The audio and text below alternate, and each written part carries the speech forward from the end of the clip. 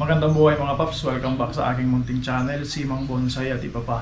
Ngayon mga paps, meron tayong mga materyales dito na kinuha doon sa garden. So ito ay hinarvest ko mga paps. So ito ay mga materyales na maganda sa gawing bonsai at gawing niwaki. So tingnan natin mga paps at tingnan natin kung alin yung isasaayos natin yun dito. So ayan.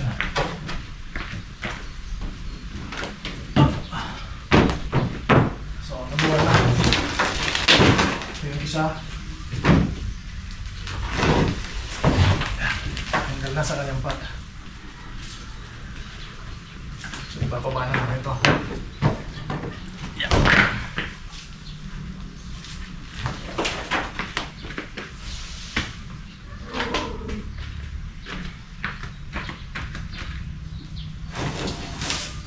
Isa. Yan.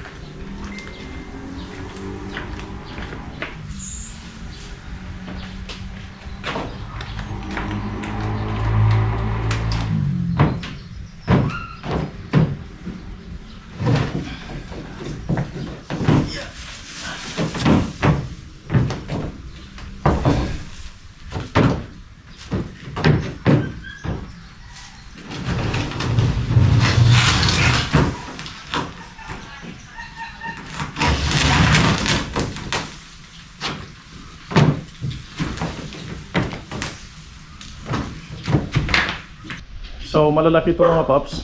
Ito yung isa. So ito gagawin na lang natin itong niwaki o garden tree dahil malaki na, maganda na siya pang niwaki. Ito rin yung isa.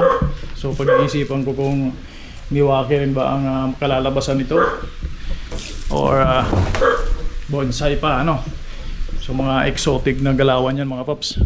So established na yung mga aerial roots. Tapos ito yung dalawa. Itong dalawa ipoprone ko na to para gawing bonsai. Ayan.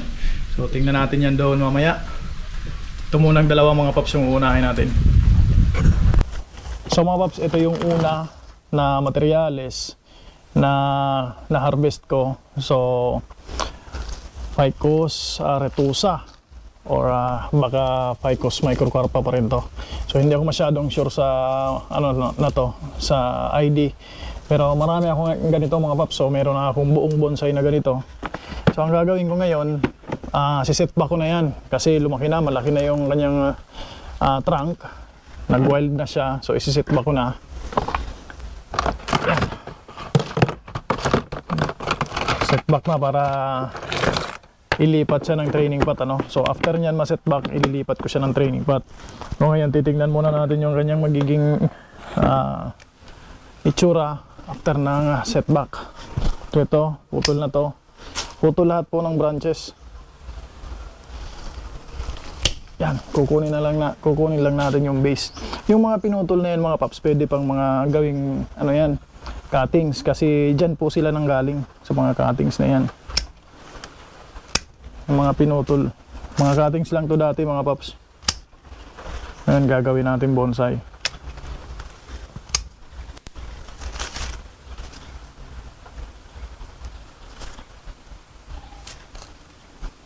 Tatanggalan natin lahat ng foliage, lahat ng branch para umpisa sa umpisa.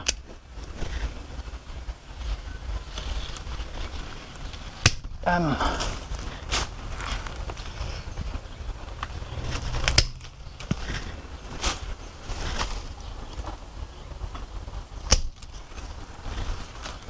So yung cuttings mga paps, yung makikita nyo yan, meron na siyang mga roots. Kaya pwede na yang itusok lang, mabubuhay na po yan. So ganyan yung ginagawa ko sa ganitong material. Pero since marami na ako ng ganito, hayaan ko na muna yung mga cuttings na yan. So yan na siya mga paps. Na setback na lahat. So ganda ng kanyang ganda ng kanyang future, may future talaga siya sa bonsai.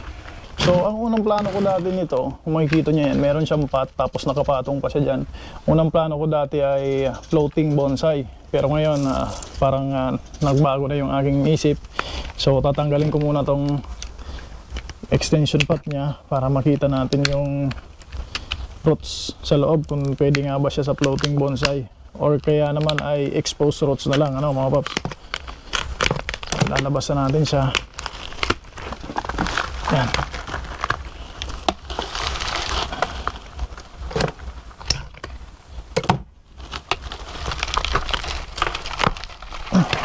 Pwede ito sa exposed roots, pwede rin sa rock clasping. Ayan. Tanggal na yung kanyang training pot. Okay. Okay. Sayang na siya. Tanggalin natin to.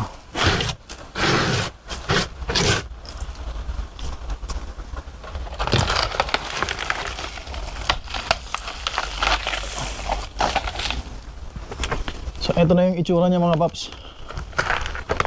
So, sa tingin ko, pwede nating tanggalin tong kanyang old pot. Itabas natin dito para makita natin. Yan. So, ito po yung kanyang pot dati. Maliit lang. Ngayon, ito na siya.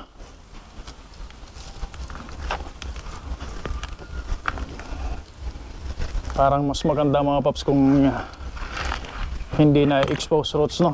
Kasi parang pangit yung kanyang So hugasan ko muna ito mga paps para makita natin ang malinis.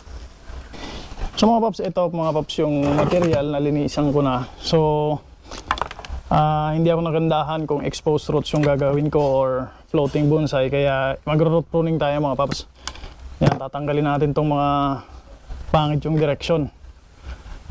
So putulin natin yan, tanggalin natin yan para maitama natin mga paps. Maganda kasi pagka radial yung roots, yan yung mga magiging nibarin niya, isa yun sa nagpapaganda sa bonsai. So puputulin na rin natin to, pati itong mga malalaki na to na roots. Yan, tatanggalin natin yan. Hindi po natin kailangan yung mga malalaking roots sa bonsai. Basta radial, okay na yun. So mas kailangan natin yung mga maliliit, kasi yung mga maliliit na yan, yung mga hair roots, sila yung mga nagsumisip-sip ng ng nutrients. Yung mga malalaki na yan, ginagawa lang po yan ng ating halaman para magkaroon sila ng anchor. Although nandyan din naman yung mga hair roots, pero mas maraming hair roots, yun yung maganda.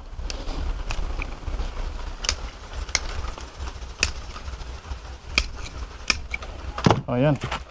So nakapag-root pruning na tayo mga paps. So i-arrange natin itong mga aerial roots na to para mas maganda yung kalabasan.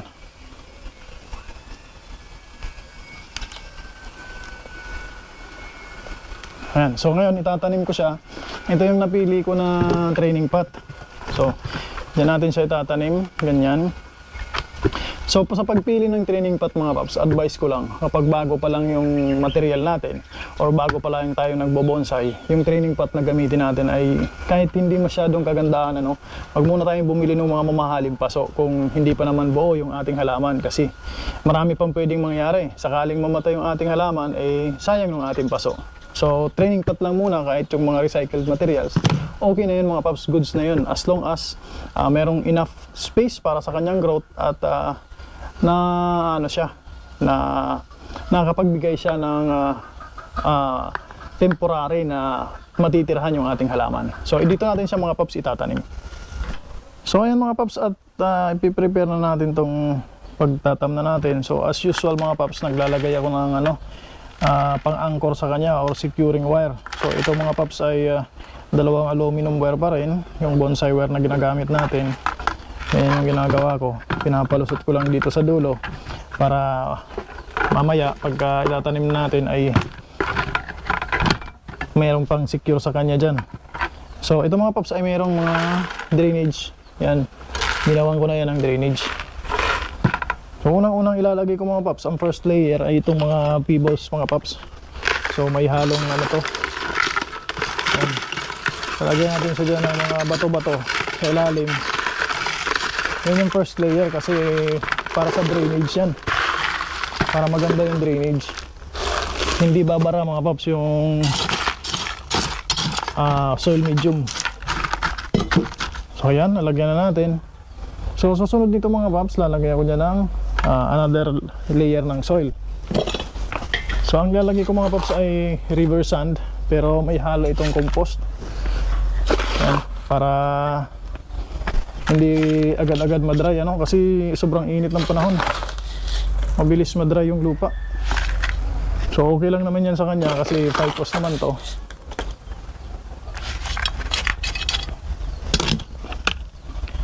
So susubukan natin siya dyan. So sa tingin ko mga paps, maganda na yan dyan, ano? Ganyang itsura. So ilulubog ko muna siya dyan ng husto para maging ano siya, maging stable. Pag stable na, tsaka ko ulit siya aangat na naman siya para lumabas yung mga roots niya, lumabas yung nibari. Ayan mga paps, as usual, susunod nating gagawin, isisecure natin yung material para hindi siya gumalaw-galaw. Safe na safe, no?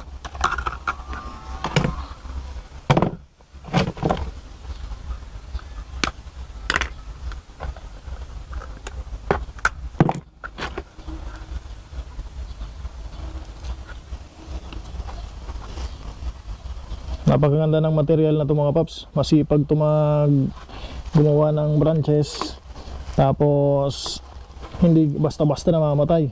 Tolerant din siya sa sobrang init. So hindi agad, kahit tuyo na siya, hindi agad siya nag-give up, ano mga paps. So ayan, susunod itong pangalawang wire. Iikot ko dito. Tapos dito. Para safe na safe yung ating material. Kahit pa dapuan siya ng manok, hindi siya matutumba mga paps. Kahit matumba yung kanyang pot, hindi rin siya matatanggal dyan sa pot niya.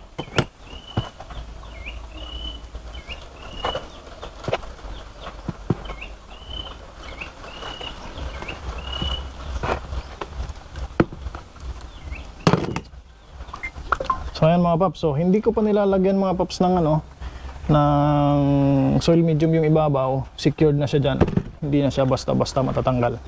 So ayan mga paps, yan muna yung initial niya na itsura. So bubuhayin ko muna siya dyan bago ako mag-workshop dito sa taas. So maraming aerial roots, okay lang yan, di ko tinanggal yung mga aerial roots para tulong pa yan para maka-absorb ng moisture. So lalagyan ko na po yan ng soil medium. Pupunahan ko na para pwede na siyang i-secure, ilagay sa lilim. Sa lilim muna mga paps ilalagay bago ilalabas yan kapag na stable na siya, yung naka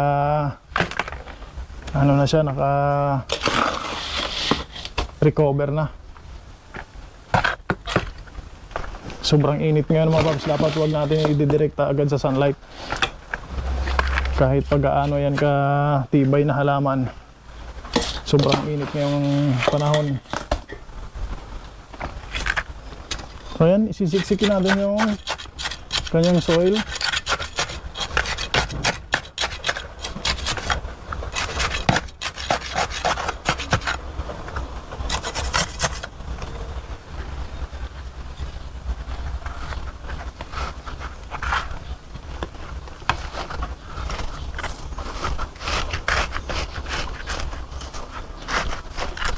So dapat siksik para hindi pa mahaya ng mga insekto yung mga air pocket at hindi rin mabulok yung roots.